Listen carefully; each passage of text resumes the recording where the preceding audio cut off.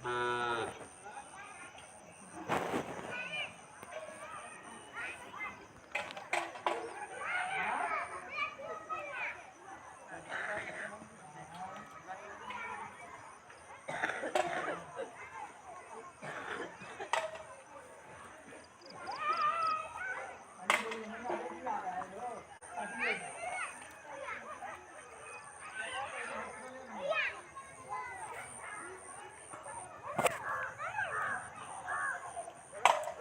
लतीफों की मियां एक साहिब कहने लगे, यार सारी जिंदगी डरते डरते गुजर गई, पहले वालिदैन से, फिर असातिज़ा से, फिर अफसरान से, फिर मौत, और मौत के बाद हिसाब किताब से। मैंने पूछा, आपने बीवी का जिक्र नहीं किया? कहने लगे, डर के मारे नहीं किया।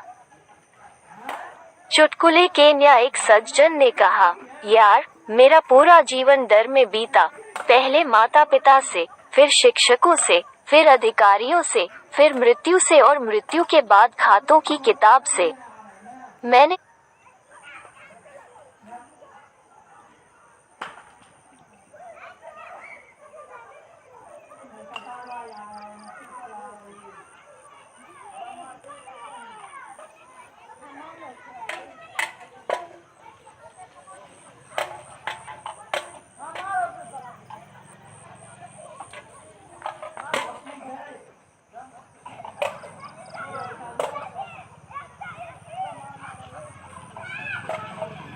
इंडस्ट्रियल स्कूल में दोपहर के खाने के बाद बच्चे खेल रहे थे।